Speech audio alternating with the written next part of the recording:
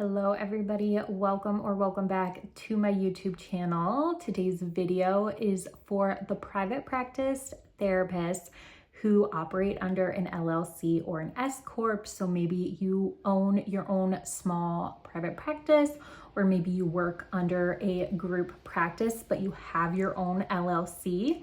You need to watch this video because this is a brand new thing we're having to do in 2024. And I believe the deadline is in January of 2025. So if that is you, please watch this video. I know that it might not be the most interesting thing, but it honestly takes 5 minutes, and if you see the repercussions of not doing it on my thumbnail, that they would fine you $500 a day or potential jail time. I mean, I have a hard time believing that's actually going to happen, but that's what they have said. So we don't want that. We want you to be able to thrive in your position as a private practice therapist and not have to worry about any of this. So if that sounds like something of interest to you, just keep watching. Hi, my name is Allyssa Powers, and I created this YouTube channel to teach you the things that grad school didn't so you can thrive as a mental health professional. Now, if you are watching this video, I am assuming you own an LLC. And for most of us, we just create our LLC. It's a super easy process, and you kind of just set it and forget it and don't have to do much unless you move and need to change the address or something like that. So what is happening this year is that they are upping the security with the LLCs. They want to prevent things like money laundering, from what I can tell. And the Department of Financial Crimes Enforcement wants to know who basically owns these LLCs. So it's quite easy. You are going to go to FinCEN.gov and make sure it's a .gov website. I will link it below. And then you are going to hit File Online, BORI. I did it this morning. It was so easy. If for some reason you can't do it online, there is a way to do it through a PDF where you, I'm assuming, have to print it out and mail it. But if you're on YouTube looking up videos like this, I think you're pretty tech savvy and you probably don't want to do that.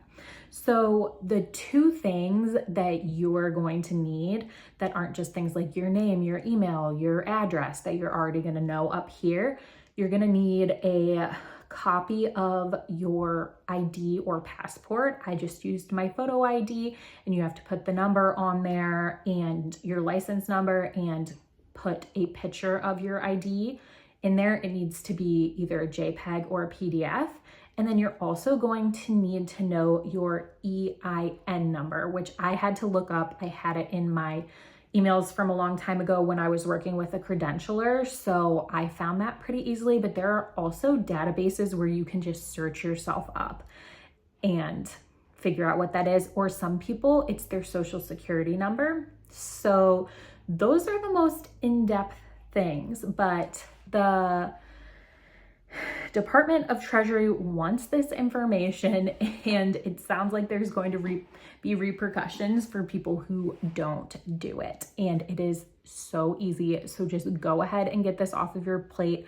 I would personally say don't pay a CPA or a business manager to do something like this. It is incredibly easy unless you have some confusing sort of business setup, and I think most of us do not. So I would just do it yourself, or at least look at doing it yourself, because it took me 5 minutes and it's an easy thing and a good thing. I mean, we want our LLCs to be secure.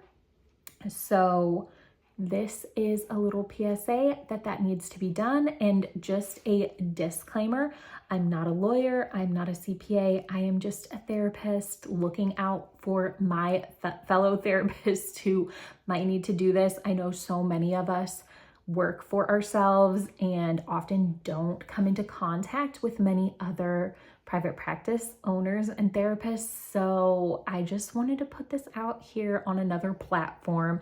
If you're in the Facebook groups, you've probably already heard this, but I wanted to give you a little PSA because no one wants to be fined $500 a day. That is actually an insane amount. I was reading a blog about this because I just wanted to research it a little bit before I spoke on it for a video, and the blog said $500 a day doesn't sound like much, but it adds up. And I was like, for who does that not sound like much? That's so much money. I mean, that would be terrible if they actually went through with that. So do it. It's all linked down below, and I'm going to do a little explanation in the description of what you will need.